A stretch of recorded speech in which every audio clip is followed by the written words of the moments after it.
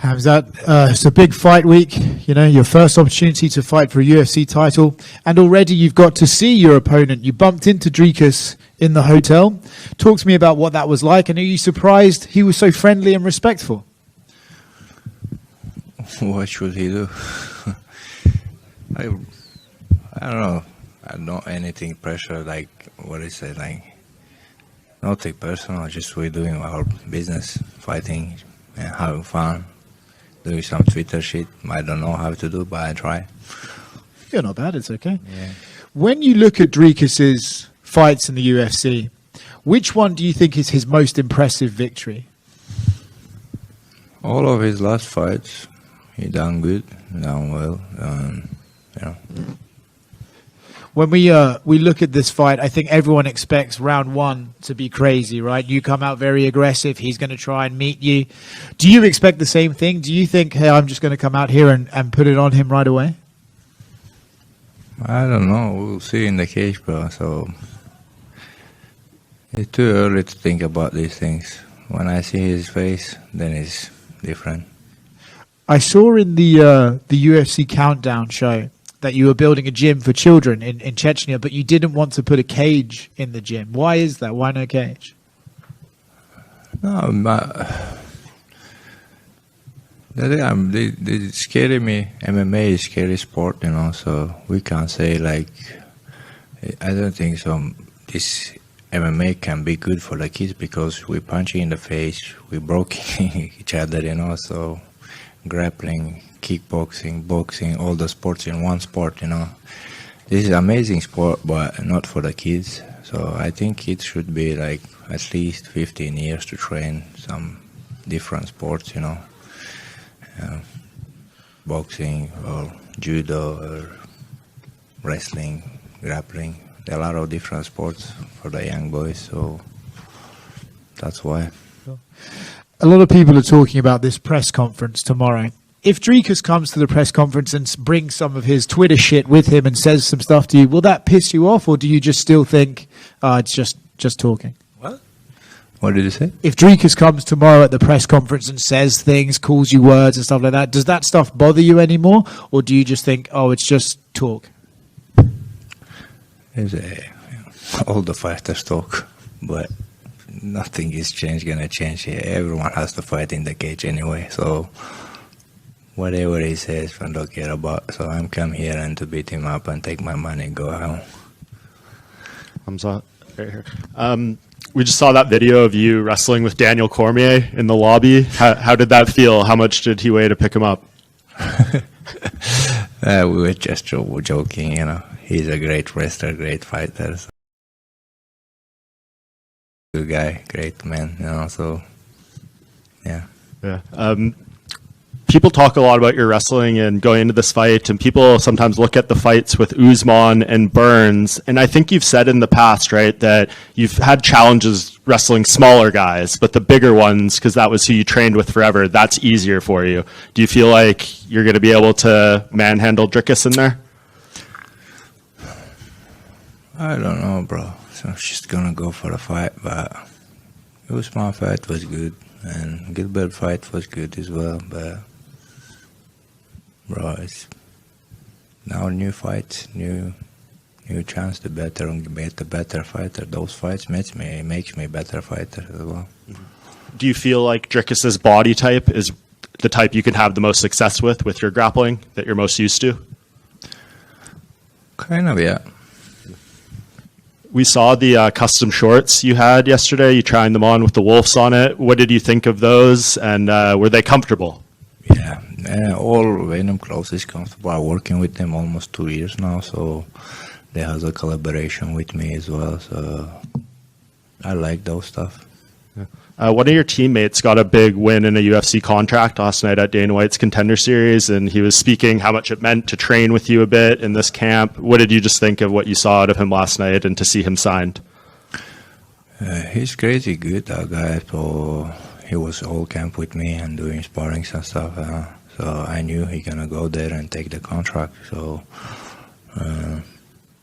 he's a good future. He has a good future if he continues to work hard like he does. So you're gonna get a new champion.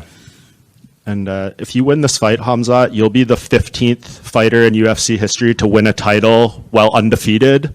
Only one of those finished their career still undefeated. That was Khabib. Do you feel like you can be the second and take this belt and take your whole career undefeated?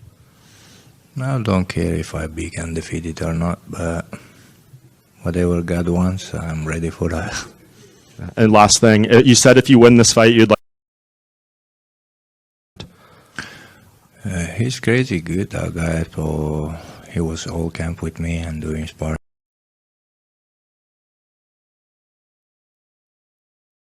and stuff. So I knew he gonna go there and take the contract. So he's a good future. He has a good future if he continues to work hard like he does. So you're gonna get a new champion.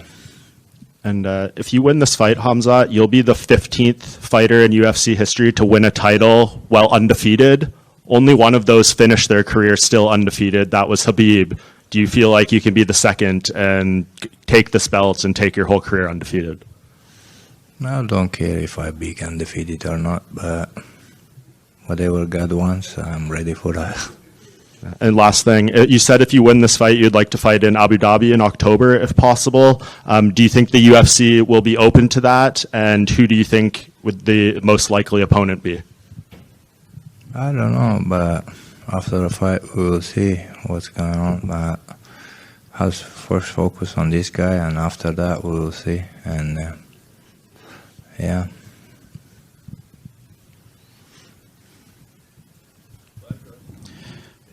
Khamzat.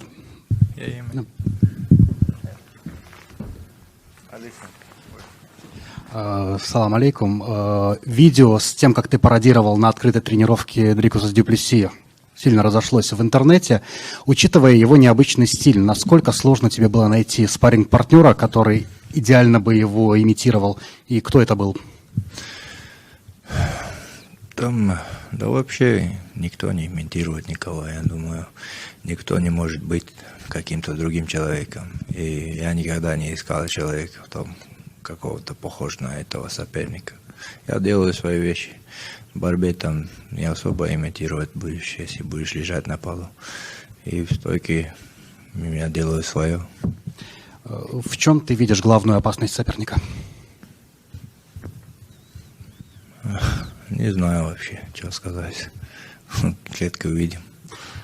Тебя уже спросили про твои кастомные шорты. Вопрос, принимал ли ты участие в их разработке, или тебе просто прислали уже дизайн, ты сказал окей, или как вообще это было?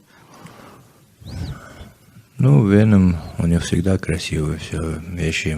Я с ними работаю, как я сказал, сейчас почти 2 года с контракта. У меня их с ними всегда красивые дела, я им доверяю, и так работает.